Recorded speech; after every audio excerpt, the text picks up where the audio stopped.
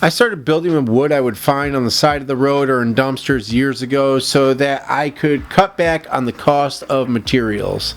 But along the way I found that a lot of the wood that people would just throw out had a ton of character to it.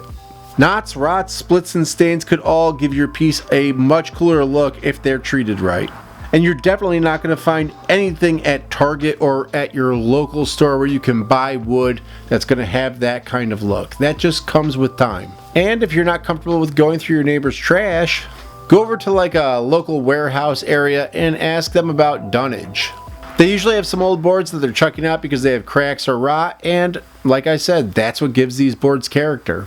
I actually found the wood I'm going to be using in this project at a shipping warehouse in a dumpster. Anyway, I think it's maple, but honestly, I'm not sure. It's definitely a hardwood though. Before I start working on the top, I'm going to have to figure out the base. Alright, so I don't have a bunch of hardwoods, but back behind my workshop, I have a rack full of all sorts of wood, and one section has little hardwood cutoffs that I've collected over the years. Building yourself a spot like this where you can store a bunch of stuff is a great thing to have if you don't want to spend too much on materials. Anytime I find something cool, I can just throw it on this rack and I don't have to throw it all into my workshop and turn it into a bigger disaster than it already is. I ran these boards through my joiner mostly just because I got a new joiner and I wanted to play with it, but also it gives a nice flat edge to the side. It was pretty flat anyway, honestly. Then I could run these through my table saw and cut them to width, but you already saw that. So now I'm over to my table saw and I am cutting them to length. I'm using my table saw sled for this by setting a positive stop with the clamp and the board, and that will help me guarantee that all my boards are the exact same length as one another, because it's pretty important to have all the legs of your chair, stool, table, or anything like that be the same length. After I had them all cut to length, the next step was to cut some tapers on all of these legs. Don't take this and screw it down here, because then your piece of wood gets wedged in there. So I like to screw it up here. That way you still get a loose piece of wood at the bottom. I screwed these boards right down to my table saw sled, as you can see. Then I can slide each one of these legs into that slot and just run these boards through my table saw, and this will give me a consistent cut on all of my boards, creating this nice little taper.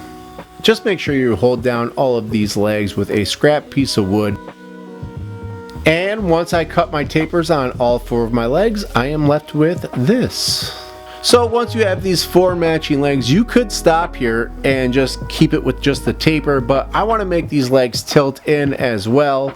So I moved over to my miter saw and I set my angle at 10 degrees. I put the flat side of these legs up against the back of the fence, and then I made a cut right at the top of these legs. We need the bottom to sit parallel with the top. So I flipped the leg over to the other side of the miter saw and made a cut on the bottom. And just like that, we have a top and a bottom both cut to 10 degrees and sitting completely level when tilted. Alright, I feel like this is all getting a little overwhelming, so let's take a break so I can tell you about my new shirts. If you guys want to get a shirt like this one, or that one, or this one, or that one, you could even get wallpaper or a clock or anything like that. You can click down in the link in the description and grab yourself a shirt. I'd really appreciate the support, and if you don't want a shirt, just hit subscribe or share this video or like or something like that. Anyway, back to the build. It's time to add an apron to this, and good news, your miter saw is already set for cutting this apron. So we have this 10-degree angle on our leg, and if we want to make our apron match the leg, we also have to remove this little part from the end, and guess what? It's the same exact angle. So we cut the angle on both sides of the apron, and both of them will be tilted out like so. And now your apron and your legs can meet up perfectly like this. To give these legs extra support, I decided to cut a half lap joint, which is exactly what it sounds like. A structural joint where the 2 boards overlap one another. And once again, you're in luck because you don't have to change your miter saw at all, really. I mean, you gotta do a little bit, but... Now, I don't know if all miter saws have this feature, but this one does, and so did my old cheap Ryobi miter saw, so I'm assuming most of them do. Right here is this little screw for adjusting the depth of your cut. You can flip this little doodad thingy down over here, and then you can just lower or raise your screw depending on how deep you want this cut to go. Now that you have that all set up, there's only one more thing you need to do to make sure this cut actually works. If you try to remove half of your material with your board pressed up against the back of your fence, you'll end up with this cut that matches the curve of your blade because you can't slide your miter saw back far enough to remove all of the material. So to eliminate this problem, we can just simply add a couple dots of hot glue and add a perfectly square piece of wood to create a new fence that sits out a little bit further than the actual fence. And with that, you should be able to slide your miter saw blade all the way through this entire cut. Now just make your cut and then slide the piece of wood over the width of your blade and make another cut, and continue this until you've removed all of your material. A dado stack on your table saw or your radial arm saw would really help you save some time on this, but they cost over $100, and I've been making stuff for at least 10 years now, and I still haven't convinced myself to buy one. I probably should. Maybe it'll be my next purchase. But either way, this method works just fine. Now I repeat the same thing on all the spots where the legs and the aprons meet up until I have a nice set of half-lap legs and aprons. These half laps make for a really strong joint, but I want to make sure that this is going to last for a very long time, so I pre-drilled some holes and glued and screwed them together. The screws are just working as a temporary clamp to hold this together while the glue dries though.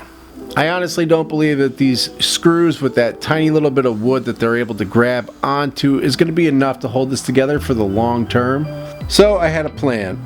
Once the glue dried, I went outside, I removed these screws, then I used a 5/8 drill bit to drill a hole all the way through these legs. I put a board underneath so that I wouldn't have any tear out. With my holes drilled all the way through, I could grab a 5/8,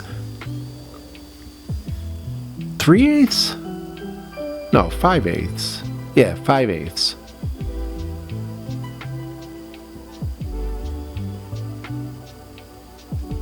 Three-eighths. Yeah, it's 3/8, sorry. Anyway, drilled all the way through, and now I could fill the holes with these oak dowels and some wood glue. I tapped them all the way through and cut them flush with my Japanese pull saw. I really think this is going to create a much stronger joint here, especially since there's two of them in each spot. On the next step, I made a stupid mistake by rushing the project, which is something I do pretty often actually. Don't rush through projects, just take your time.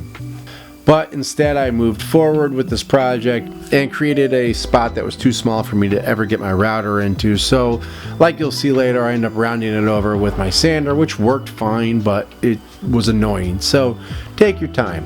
Now it's time to build these cross supports, and to do those I decided to cut some more half lap joints. I wanted these legs to look as simple as possible but also be very strong, which means I was going to have to depend on the joints to hold this all together. So I set up my table saw sled with these positive stops on either side of my legs. These two positive stops are placed with enough room to move the legs back and forth the width of the cross supports. They can't go any further or any less.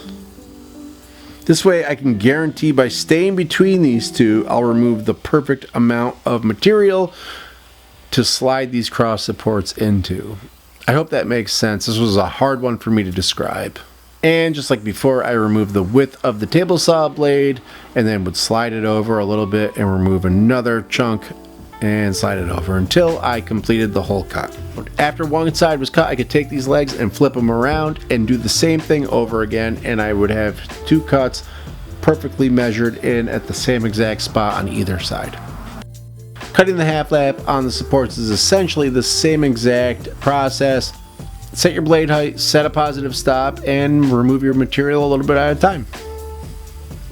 Now that I had all of my material removed, it was time to put these cross supports into the legs. For this, I just pre-drilled some holes into these and then used some glue and screws to hold all of it together because I think the board was deep enough for these screws to hold on tight and keep it all together in the long term. And there we go, the basic shape of these legs. Like I said, I wanted to keep these legs as simple as possible and keep that mid-century look. I thought about adding some supports about halfway down the legs with maybe a board going across the middle, but I thought that would give it more of a farmhouse look, and that was not the look I was going for. Alright, so like I said earlier, I found this top in the garbage, and I thought it had a real unique look. But I knew I was going to have to reinforce all of these cracks. I have a tendency to use bow ties for something like this, and I thought about doing that, but I think it would have looked real busy and taken away from the whole look of this top. So I decided to go ahead and grab some epoxy instead. I don't work with epoxy often, but I grabbed some and I mixed up epoxy with some crushed charcoal. And I thought it would work great, but it ended up just making a huge mess. But no big deal, I took my putty knife and just smushed it down into all of those cracks. Yes, I know this is not the greatest pour, but it ends up coming out great, I promise.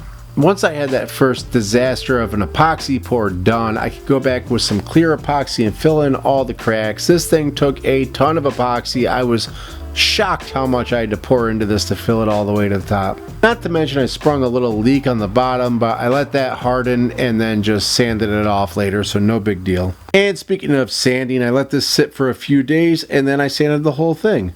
Oh, and I took your guys' advice and got a great mask that doesn't fog up my glasses. I'm very happy with it, so thank you all.